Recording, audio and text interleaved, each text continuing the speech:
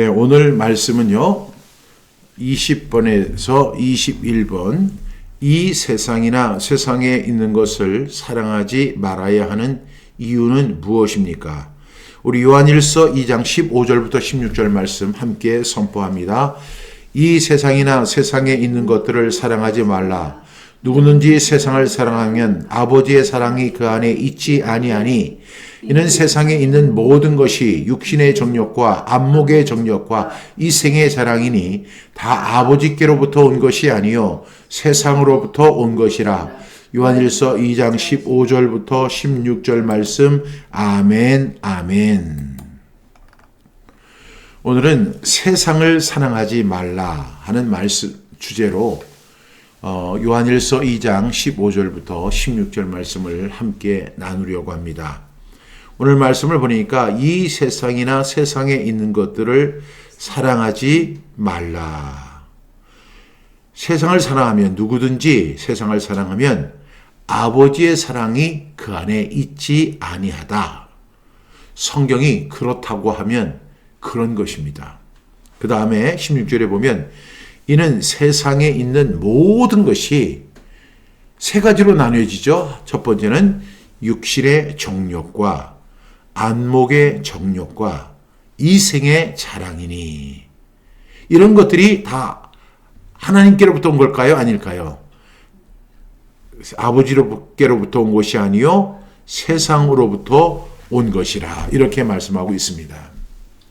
여러분, 이 말씀을 이렇게 우리 함께 나눠보면, 여러분, 사랑은 말로 진행되는 게 아닌 것 같아요. 사랑합니다 이렇게 말을 한다고 해서 사랑하는 것이 아닌 것처럼, 사랑은 항상 방향을 통해 나타나는 것임을 알 수 있습니다. 이 세상에 사는 사람은 누구나 무언가를 사랑하며 삽니다. 문제는 사랑하느냐가 아니라 무엇을 사랑하느냐가 가장 문제겠죠. 우리는 하나님을 사랑한다고 다 고백합니다. 그런데 그 삶의 방향을 보면 다른 것이 더 사랑받고 있는 것을 볼 수 있습니다. 마음은 하나님께 드린다 이렇게 하면서도 시간은 세상에 더 많이 묶이고 눈은 더 자극적인 것에 집중이 되고 비교와 안정 욕구가 나를 끌어가고 소비와 쾌락이 내 기분을 좌우할 때가 너무 많습니다. 그런데 오늘 요한 사도는요, 요한일서 2장 15절부터 16절을 통해서 아주 강력하게 그리고 단호하게 말하죠. 세상을 사랑하지 말아라. 이 말씀을 오해하면 세상의 모든 거 다 버려라, 이런 의미가 아닙니다. 무엇이 당신의 마음의 주인인가를 묻는 그런 말씀입니다. 오늘 첫 번째 경고가 뭐냐면 세상이나 세상에 있는 것들을 사랑하지 말라, 이렇게 이야기합니다. 세상이나 세상에 있는 것들을 사랑하지 말라. 여기서 세상은 자연이나 사람 자체를 의미하는 것이 아니라 하나님 없이 돌아가는 가치관이 있죠. 그 다음에 욕망의 시스템, 죄의 문화, 그리고 분위기, 이런 것을 의미합니다. 요한은 적당히 이렇게 이야기하지 않아요. 단호하게 세상이나 세상에 있는 것들을 사랑하지 말아라, 이렇게 단호하게 이야기합니다. 왜냐하면요, 사랑은 언제나 선택입니다. 한 사람이 두 주인을 섬길 수 없어요.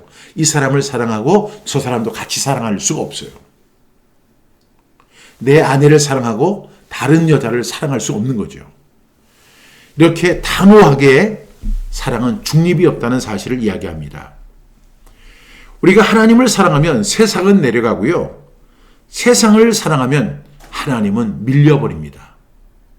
그래서 사도 요한은 이 세상이나 세상에 있는 것들을 사랑하지 말아라, 이렇게 분명히 단호하게 말씀하고 있습니다. 왜 그럴까요? 두 번째 경고인데, 세상을 사랑하면 아버지의 사랑이 그 안에 있지 아니하기 때문에 그렇습니다. 우리 15절 말씀 같이 읽겠습니다. 이 세상이나 세상에 있는 것들을 사랑하지 말라. 누구든지 세상을 사랑하면 아버지의 사랑이 그 안에 있지 아니. 여러분, 첫 번째 문장보다 두 번째 문장이 더 강하죠. 누구든지 세상을 사랑하면 아버지의 사랑이 그 안에 있지 아니하다. 이렇게 말씀합니다. 우리가 이 세상이나 세상에 있는 것들을 사랑하지 말아야 한다. 왜냐? 우리가 세상을 사랑하면, 또 세상에 있는 것들을 사랑하면 하나님의 사랑이 우리 안에 거하지 않는다고 말씀하는 것입니다. 내 마음 안에서 하나님의 사랑이 거처를 잃어버린다는 뜻입니다. 우리가 세상을 사랑하는 순간에 하나님을 생각할 여유가 줄게 되고, 말씀은 점점 멀어지게 되고, 기도는 형식이 되고, 예배는 하나의 습관이 되고, 죄는 합리화가 되는 그런 결과가 일어나게 됩니다. 우리가 세상을 사랑하는 그 대가는 굉장히 큽니다. 하나님과 멀어지게 되는 것이죠. 그 다음에 하나님의 말씀이 점점 멀어지는 거예요. 시편 119편에 보면 하나님의 말씀은, 주의 말씀은 내 발의 등이요 빛입니다. 그러니까 나와 떨어질래야 떨어질 수 없는 것이 하나님의 말씀, 주의 말씀이라고 시편 기자는 고백했거든요. 그런데 우리가 이 세상이나 세상에 있는 것들을 사랑하는 순간에 그 말씀이 우리와 떨어지게 된다는 것입니다. 그래서 기도는 아주 형식적인 기도만 드리게 되고요. 예배는 하나의 어떤 루틴처럼, 그냥 하나의 습관처럼 드려지게 됩니다. 그러는 사이에 우리 속에는 죄가 점점 합리화되는 결과가 나타나게 되는 것이 하나님, 이 세상이나 세상의 것들을 사랑하는 순간에 일어나는 것입니다. 그래서 우리는 항상 생각을 해야 돼요. 이 문제가 뭐냐? 환경이 아니라 사랑의 중심을 잃었다는 것을 깨닫게 됩니다. 그런데 오늘 16절 말씀해 보니까 이는 세상에 있는 모든 것이, 세상에 있는 모든 것, 이것은 뭐라고 했어요? 세상이나 세상에 있는 것들은 세 가지의 특징으로 나타난다는 것입니다. 첫 번째 특징이 뭐죠? 육신의 정욕. 두 번째가 뭐죠? 안목의 정욕. 세 번째가 이생의 자랑입니다. 많은 사람들이 이 세상이나 세상에 있는 것들을 사랑하는 순간에 이 세 가지 함정에 꼭 빠지게 됩니다. 첫 번째가 뭐라고요? 육신의 정욕입니다. 몸의 욕망, 즉각적인 만족, 절제 없는 욕구입니다. 그러니까 사람들이 이 육신의 정욕에 빠지게 되면 먹는 거, 즐기는 거, 그 다음에 편해지는 거, 그 다음에 어떤 성적인 자극을 받으려고 하는 거, 또 더 나가서 충동대로 살아가는 거. 그래서 정말로 높은, 그리고 존경받는 이런 사람들이 이런 부분에서 무너지는 것을 볼 수가 있습니다. 문제는 그 욕구 자체가 아니고요. 욕구가 내 인생의, 내 삶의 주인이 되어버리는 거죠. 그래서 이 육신의 정욕에 빠지게 되면 우리는 먹는 거, 오로지 먹는 거예요. 오로지 즐기는 거, 오로지 그 자극적인 거, 성적인 자극이나 하여튼가 자극적인 것을 더 좋아하게 되고 충동대로 살아가는 삶을 살아갈 수밖에 없습니다. 이것이 바로 육신의 정욕입니다. 이런 것들이 우리를 만족하게 할까요? 여러분, 절대로 만족이 없어요. 먹는 거 가지고 만족할 수 없어요. 예전에는 짜장면 한 그릇으로 만족을 하고 기뻐하고 이건 졸업식 때나 먹을 수 있는 귀한 음식이라고 생각했는데, 짜장면이 우리를 만족시킬까요? 절대로 그렇지 못합니다. 아주 고급 뷔페에서 고급 음식을 먹는다고 해서 그것이 만족이 될까요? 만족이 없습니다. 여러분, 즐기는 것도 만족이 없어요. 아무리 재밌는 게임을 하고 오락을 해도 그 즐거움에는 만족이 없습니다. 여러분, 뿐만 아니라 절제 없는, 그러니까 자극을 찾고 충동대로 살아가는 그런 삶, 이것이 바로 육신의 정욕입니다. 두 번째가 뭐죠? 안목의 정욕입니다. 이것은 눈이 원하는 것입니다. 그것이 바로 뭘까요? 비교와 탐심입니다. 안목의 정욕은 항상 비교를 하는 거야. 그리고 항상 탐욕을 갖는 것이죠. 탐심을 갖는 거죠. 어떤 사람이 명품 가방을 가졌어요. 그러면 저 사람이 저 가방이 필요해서 가방을 이용하는구나 이렇게 생각하고 가면 되는데 비교를 하는 거예요. 아니 저 사람도 저런 가방을 가졌는데 내가 왜 이런 가방을 못 가져야 돼? 그래가지고 없는 돈에 카드까지 동원해서 그 가방을 삽니다. 그런데 그 가방을 샀을 때는 처음에는 굉장히 기쁘죠. 세상을 얻은 것 같은 그런 기쁨이 있어요. 그런데 얼마 뒤에는요, 그 가방은 저기 그 캐비넷에 이렇게 들어있을 뿐입니다. 그 가방이 절대로 우리를 만족을 못 주는 거예요. 이 비교. 그래서 이 TV나 유튜브를 보게 되면 항상 광고가 뜨잖아요. 광고가 그렇고 SNS가 그렇고 영상이 그렇습니다. 비교하도록 계속 우리를 부추깁니다. 왜? 우리는 안목의 정욕을 갖고 있는 사람들이기 때문에 그 TV를 통해서 유튜브를 통해서 SNS를 통해서 어떤 옷이나 물건이나 이런 걸 보면 갖고 싶어. 이것이 바로 안목의 정욕입니다. 우리가 분명하게 깨달아야 할 것은 눈이 흔들리면 마음도 흔들리게 된다는 사실을 꼭 기억할 수 있기를 바랍니다. 세 번째가 뭐죠? 이생의 자랑입니다. 이것은 내가 얼만큼 성취를 이뤘다. 내 지위가 이렇게 높다. 그리고 나는 체면이 있다. 그리고 내 이미지가 있어. 이런 사람의 인증받는 거. 그래서 사람들이 SNS를 왜 하느냐면 거기에 좋아요 이렇게 눌러주세요 이렇게 하잖아요. 좋아요가 많으면 굉장히 우쭐한 거예요. 그래서 어제는 좋아요를 100개를 받았는데 오늘 80개를 받으면 갑자기 디프레스가 되는 거예요. 왜 줄었을까?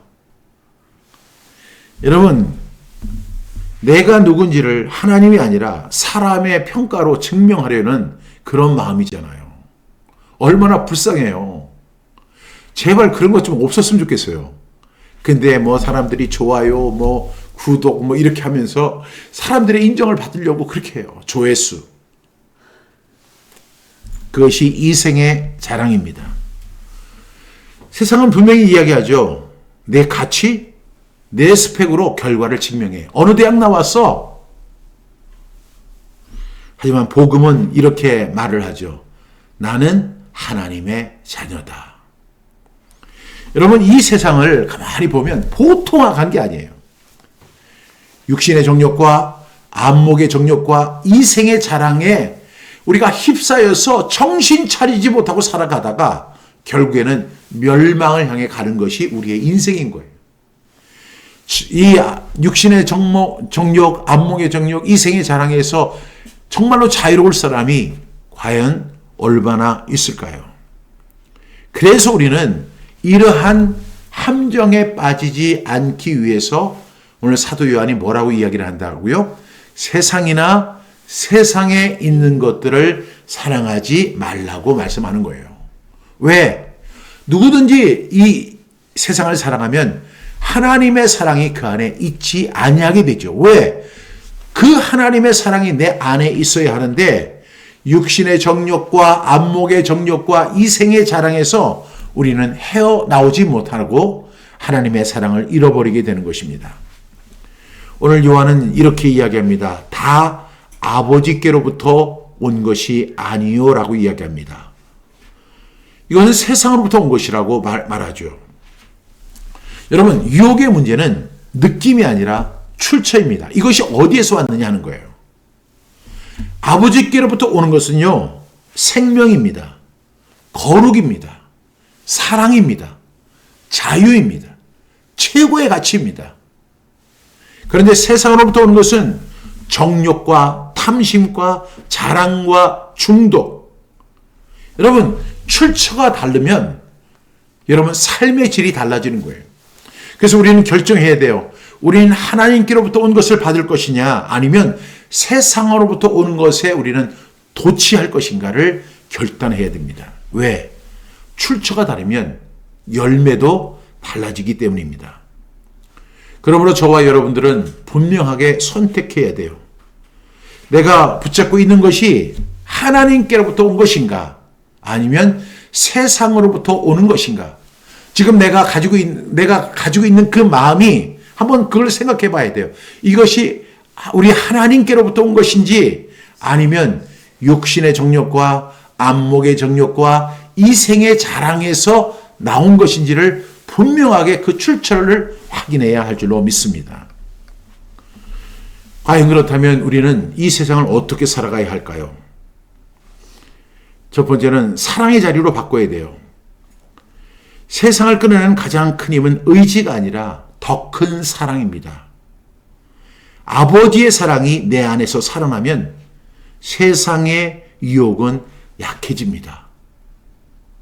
그래서 세상과 나는 간 곳 없고 구속한 주만 보이도다. 이것은 정말로 모든 크리스찬의 고백이 되어야 돼요. 정말로 세상을 끌어내는 힘은요, 의지가 아니에요. 내가 그렇게 살아야지 아무리 결단하고 의지를 가져도 잘 되지 않습니다. 우리말에 작심삼일이라는 말이 있잖아요. 사람의 결단은 정말 믿기가 어려워요. 신뢰할 수가 없어요. 언제 부서질지 모르는 거예요. 그래서 우리는 어떻게 해야 돼요?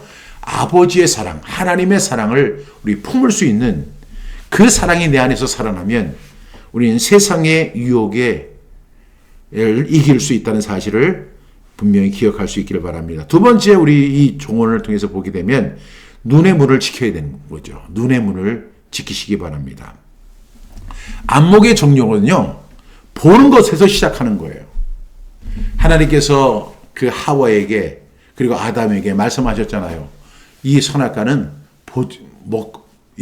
보지도 말아라. 그랬는데 하와가 가만히 보니까 그 선악과를 보니까 보기에 보암직도 하고 먹음직도 한 거예요. 여러분, 안목의 정욕은 보는 것에서부터 시작됩니다. 보는 것이 바뀌면 마음이 바꿔지게 됩니다. 매일 아침 6시 30분에 성경 암송의 힘 365를 진행합니다. 어느 때는 제가 그 말씀을 이렇게 암송하다가 가끔가다 졸 때도 있어요. 그렇지만 항상 마음이 그 말씀 앞에 가 있는 거예요. 그렇게 하나님의 말씀으로 하루를 깨우고 시작한다면 우리는 우리의 눈을 하나님 말씀 앞에 집중한다면 오늘 우리는 눈의 문을 지킬 수 있는 은혜가 있을 줄 압니다. 우리가 무엇을 보고 무엇을 반복하며 무엇을 묵상하는지를 점검하는 저와 여러분이 될 수 있기를 바랍니다. 여러분, 묵상은요, 하나님 말씀만 묵상하는 게 아니에요. 어떤 사람은요, 그 건조기를 묵상하는 사람이 있어요. 아, 우리 집에 건조기가 있으면 참 좋겠다. 그래가지고 항상 건조기를 묵상해요. 그런데 여러분, 그런 것은 다 필요한 것이지만 우리가 묵상해야 할 것은 하나님의 말씀입니다. 세 번째로 우리가 해야 할 것은 말씀을 입에 두는 것이죠. 유혹의 순간에는 생각보다 입이 먼저 움직입니다. 여러분 경험해 보셨죠? 불평이 나와요. 욕망이 올라와요. 비교가 일어나요. 갖고 싶다. 이게 자기도 모르게 튀어나와요. 제가 그런 사람 엄청 많이 봤거든요. 그런데 그 말씀이 입에 있으면 방향이 달라지는 거예요.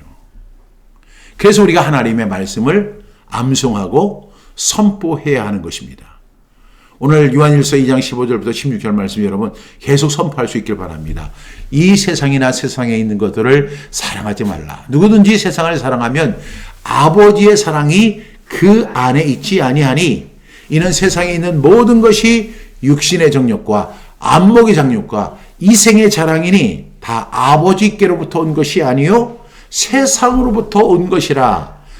이렇게 여러분 선포할 수 있기를 바랍니다. 이렇게 하는 순간에 내가 묵상했던 거, 내가 생각했던 거 이런 것들이 점점 멀어지는 은혜가 있습니다.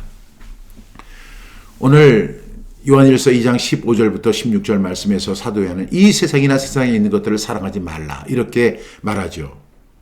그것은 세상을 미워하라는 말이 아니라 하나님을 더 사랑하라는 말입니다. 세상을 사랑하지 말라는 말씀은 세상을 증오하고 세상과 싸워서 이기라는 그런 이야기가 아닙니다. 하나님을 더 사랑하라는 것이죠. 그 사랑의 중심을 다시 하나님께로 두라는 것이죠. 그리고 우리의 마음판에 하나님의 말씀을 더 강력하게 새기라는 것입니다.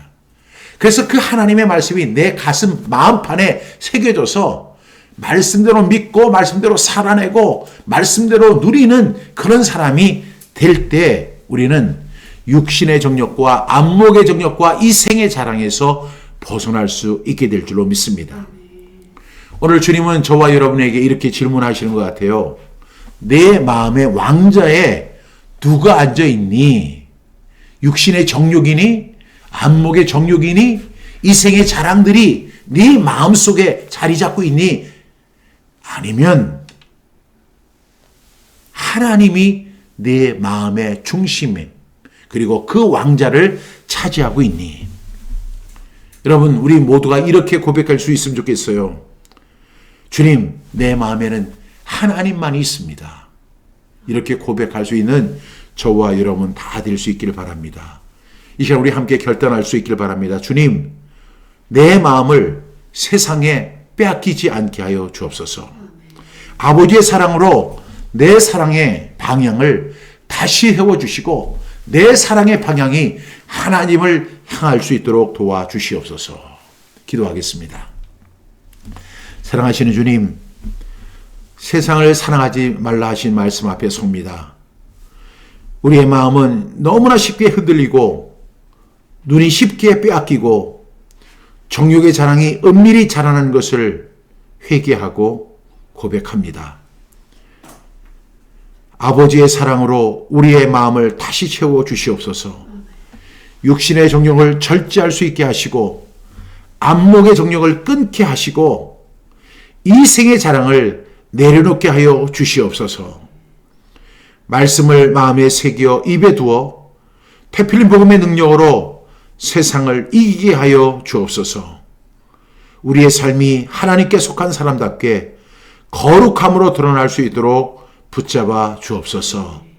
예수님의 이름으로 감사하며 기도합니다. 아멘.